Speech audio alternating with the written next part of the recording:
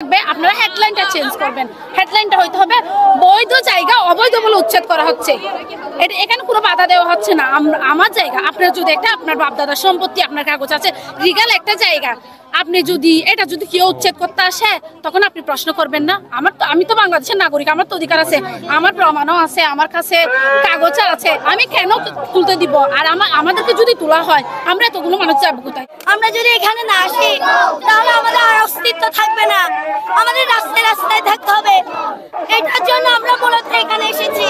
কাগজ ছাড়ানো পড়বে না, আর কাগজ কি ঠিক আর বাপের বাড়ি এড়ে, আর দাদার বাড়ি এড়ে, আর পূর্বপুরুষ এড়ে, আর এড়িয়ার আছে, আর খবরস্থান আছে, আর মসজিদ আছে।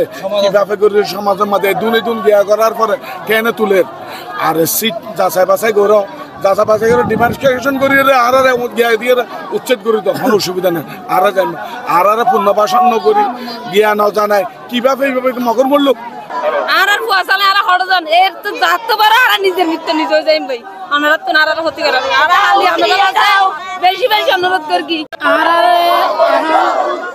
ফুয়াশা লইয়ের আর রাস্তা লামাই দে বাজি তারা আর তো হলো সম্বল না আর মিকাকাল জায়গা লইয়ের তাকিবার মতো হলো জ্ঞান নাই। আর তুমি বাজি সাইরগে মাইব দুয়া মাইব বিয়ের উপযুক্ত আছে এখন গরম মাঝে আর মাই হইলে বাজ আর রাস্তা থড়া যাইম আর মাই বিন্দু লইয়ের বাজ আর বড় ডমা মাই বিন্দু রাস্তা যাইবে দিন বাজি আর উচ্ছেদ করিবার আগে বাকখালী নদী ম্যাপ করি আর লিখিতভাবে নোটিশ দেন, এরপর উচ্ছেদ করুন। কিন্তু লিখিত নোটিশও নাই, উচ্ছেদের কোনো কি নাই, অবৈধভাবে উচ্ছেদ করা আর নমানি। এটা তো আপনাদের জমি না, এটা বাক্কালি কাল্লা। কাগজ অনুযায়ী আসেন, কাগজ অনুযায়ী আপনারা আসেন, আপনারা ম্যাপ দেন। বাক্কালি কাল যতটুকু আছে এতটুকু আমরা ছেড়ে দেবো, আমাদের কোনো দাবি তো নাই।